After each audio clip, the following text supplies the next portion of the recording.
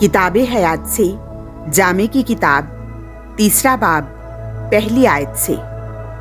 तकदीर इंसानी समझ से बाहर है। हर अमर के लिए एक मौका और हर गरज के लिए आसमान के नीचे एक वक्त है। पैदाइश का एक वक्त है और मौत का एक वक्त है।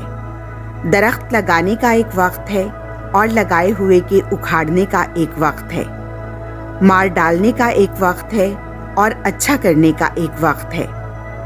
ढा देने का एक वक्त है और तामीर करने का एक वक्त है। रोने का एक वक्त है और हंसने का एक वक्त है। गम करने का एक वक्त है और नाचने का एक वक्त है। पत्थरों के फेंक देने का एक वक्त है और पत्थरों के जमा करने का एक वक्त है। बगलगिरी का एक वक्त है और बगलगिरी से बाज रहने का एक वक्त है। हासिल करने का एक वक्त है और ज़ाया करने का एक वक्त है। रखने का एक वक्त है, फेंकने का एक वक्त है। फाड़ने का एक वक्त है और सीने का एक वक्त है।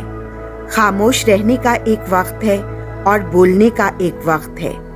मोहब्बत का एक वक्त है और नफरत का एक वक्त है। जंग का एक वक्त है और सुलह का एक वक्त है। काम करने वाले को उस काम से जो करता है क्या फ़ायदा है। मैंने देखा कि खुदा ने बनी आदम को ये शुगल दिया ताकि उससे दुख पाएं। उसने हर एक चीज़ को उसके अपने वक्त के लिए खूब बनाया और उसने इंसान के कल्ब में अब्दियत रखी। फिर भी इंसान इब्तदा से इंतहा तक खुदा के अमाल दरियाफ्त नहीं कर सकता।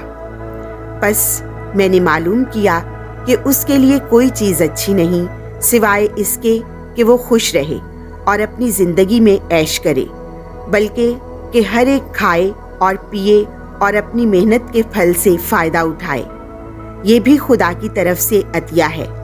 और मैंने जाना कि जो कुछ खुदा करता है वो अबद तक रहेगा। उस पर ज़्यादा नहीं किया जा सकता और उससे घटाया नहीं जा सकता। और खुदा यूं करता है ताकि इंसान उसके हुजूर डरता रहे। जो कुछ अब है वो पहले था, जो कुछ होगा वो अब भी है, और जो गुजर गया खुदावंद उसे बहाल करता है।